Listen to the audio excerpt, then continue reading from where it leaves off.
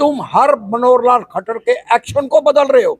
इससे ये नजर आता है या तो वो गलत था या आप गलत हो। पार्टी जो है हिसाब लेने के लिए निकली है, वहीं हरियाणा के मुख्यमंत्री कह रहे हैं पहले कांग्रेस पार्टी तो हिसाब देते 10 सालों का, क्योंकि इससे पहले 10 साल कांग्रेस की सरकार। तुम्हें शर्म नहीं आती?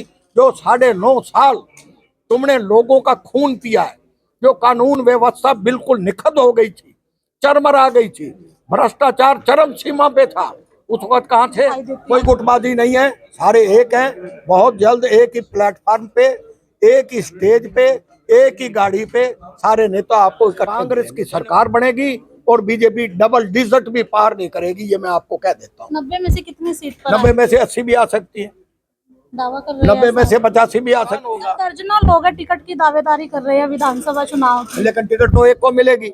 नमस्कार, मैं शबनम और आप देख रहे हैं जनता की आवाज। इस समय आपको बता दें कि करनाल के अंदर मौजूद है और करनाल के अंदर 18 अगस्त को राज्य स्तरीय पर एक पंजाबी महासम्मेलन होने जा रहा है। बातचीत भी करेंगे कि कौन कौन से वक्ता इसमें शामिल रहेंगे, कौन से चीफ गेस्ट यहाँ पर पहुंचेंगे और किन मुद्दों को लेकर जो है ये सम्मेलन किया जा रहा है। नमस्कार सर।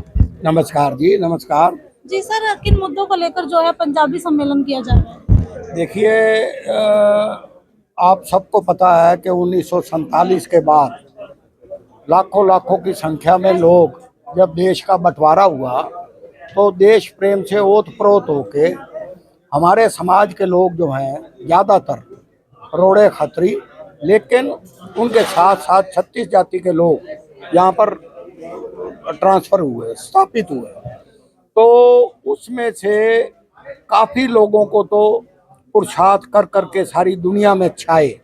3 हमारे आर्मी जनरल भी रहे, हमारे बड़े बड़े जर्नलिस्ट भी रहे, बड़े बड़े उद्योगों में चले गए, लेकिन कुछ लोग ऐसे रह गए जो स्थापित नहीं हो पाए।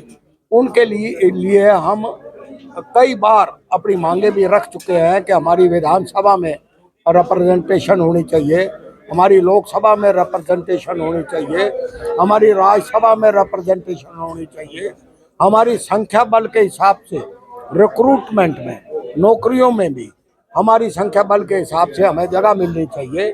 तो मेरे कहने का पहली बात तो हम ये कहते हैं कि आफ्टर पार्टीशन 36 जाति के लोग आए, ज़्यादा मेजॉरिटी रोड़े खत्रियों की आई, लेकिन उनके साथ साथ बैकवर्ड भी आए, दलित भी आए, ब्राह्मण भी आए और इवन सरसा साइड के महाजन वैश्य समाज के लोग भी आए, जाट भी आए।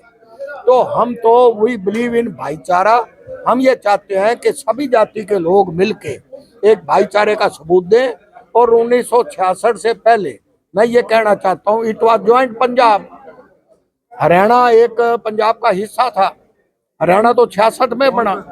तो हम ये कहते हैं कि एक पंजाबी कल्चर है, पंजाबी एक संस्कृति है, पंजाबी एक भाषा है। जैसे चौधरी भूपेंद्र सिंह जी हुड्डा ने अपने कार्यकाल के अंदर पंजाबियों को दूसरा दर्जा दिया था, लेकिन वो कंपलसरी दर्जा देने की बात रह गई। हम ये चाहेंगे कि दूसरा जो पंजाबियों का भाषा जो दूसरी है उसको कंपलसरी दर्जा दिया जाए, पंजाबी वेलफेयर बोर्ड का गठन किया जाए, जिसको कैबिनेट रैंक का स्टेटस दिया जाए, कानूनी उसका प्रावधान रखा जाए। तो जो मांगे हमारे समाज की रह गई हैं वो मांगेगी हम बोर्ड के माध्यम से उनको पूरा करवाएं। तो ये कुछ बातें हैं। मुझे ऐसा लगता है कि आज इलेक्शन अनाउंस हो जाएगा और इलेक्शन अनाउंस जिस दिन हो जाए उसी वक्त आचार संहिता लागू हो जाती है कानूनन। लेकिन हमारी जो मेजर मांग ये है, जो मैं कहना चाहता हूँ कि एक तो जहाँ जहाँ विधानसभा 90 के अंदर हमारी संख्या बल की मेजॉरिटी है वहाँ हमारे समाज को रिप्रेजेंटेशन दिया जाए, नंबर 1।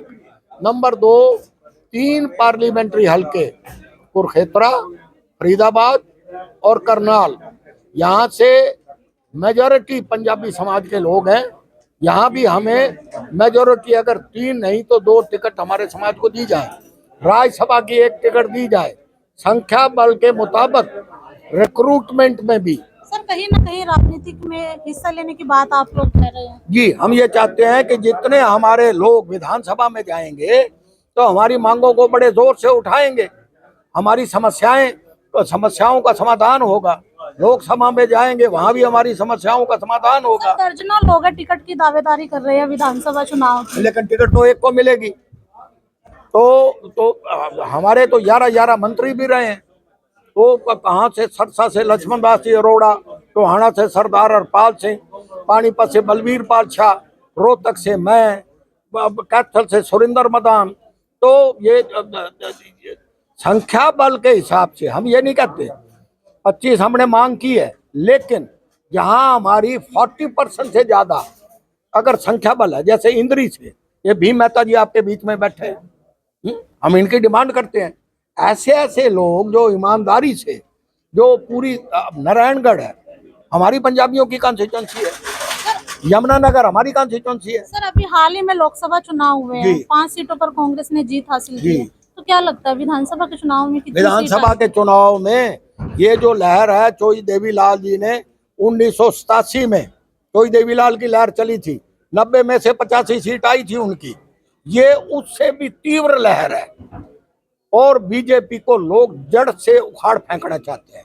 कांग्रेस की सरकार बनेगी और बीजेपी डबल डिजिट भी पार नहीं करेगी, ये मैं आपको कह देता हूँ। 90 में से कितनी सीट पर 90 में से 80 भी आ सकती है, दावा कर रहे हैं? 90 में से 85 भी आ सकती है। इनकी कोई सीट आएगी, सारे आ रहेंगे। ये इन्होंने जो लूट मार, जो भ्रष्टाचार, जो कानून का दिवाला, आज व्यापारी, आज किसान, हर वर्ग इनसे दुखी है, इनसे पीड़ित है। आप मुझे एक बात बताइए, किसान 1 साल तक सड़कों पे बैठे रहे, कील लगा लगा कर उनको एंट्री बैन की गई, एक फंडामेंटल राइट्स का हनन किया गया, तो क्या कोई किसान इनको वोट देगा? आज इसीलिए इनको प्रोटेस्ट का सामना करना पड़ रहा है।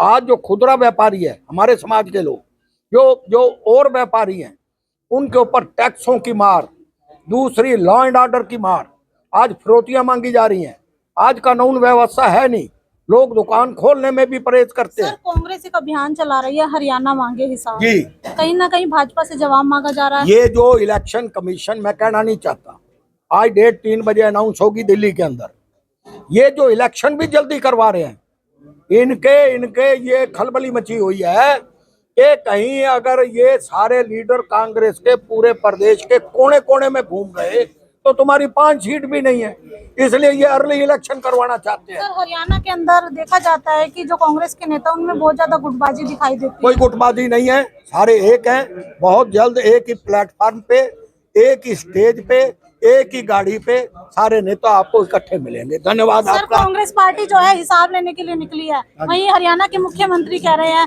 पहले कांग्रेस पार्टी तो हिसाब देते 10 सालों का, क्योंकि इससे पहले 10 साल कांग्रेस की सरकार मैं रही है। एक बात कहना चाहता हूँ, बड़ी आराम से सुनना। 9.5 साल खट्टर गवर्नमेंट ने जो किया, उसको इमीडिएटली अब 3 महीने के अंदर नैब सैनी उसको पलट रहे हैं। क्या कारण? या तो पिछले 9.5 साल के अंदर उन्होंने कोई काम नहीं किया, उनके हर प्रोग्राम को उल्टा कर रहे हैं, वोटर सिस्टम को सरलीकरण बना रहे हैं, वो रजिस्ट्रियों के अंदर जो टुकड़ों में रजिस्ट्री नहीं हो सकती थी, टुकड़ों में रजिस्ट्रियां करवा रहे हैं। वो सिलेंडर जो 1200 रुपये 1100 रुपये का मिलता था, आज वो 500 रुपये करते हैं। अरे बेरहमो, एक बात का जवाब दो, तुम्हें शर्म नहीं आती?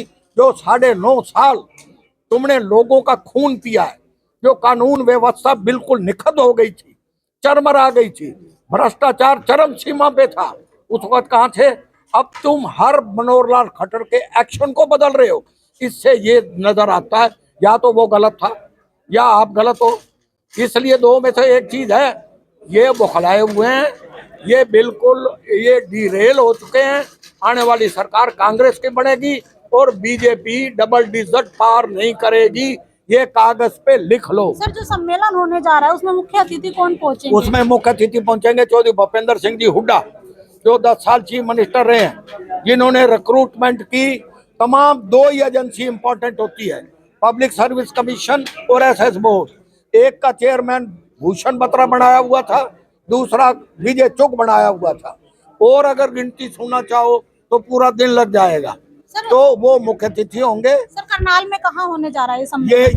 ये अनमोल गार्डन में सम्मेलन होने जा रहा है, जिसके चेयरपर्सन अशोक अरोड़ा जी होंगे, जिसके कन्वीनर ये अशोक मेहता जी होंगे, जो इस सारी सभा के प्रधान हैं, और आपके समक्ष मैं बैठा हूँ।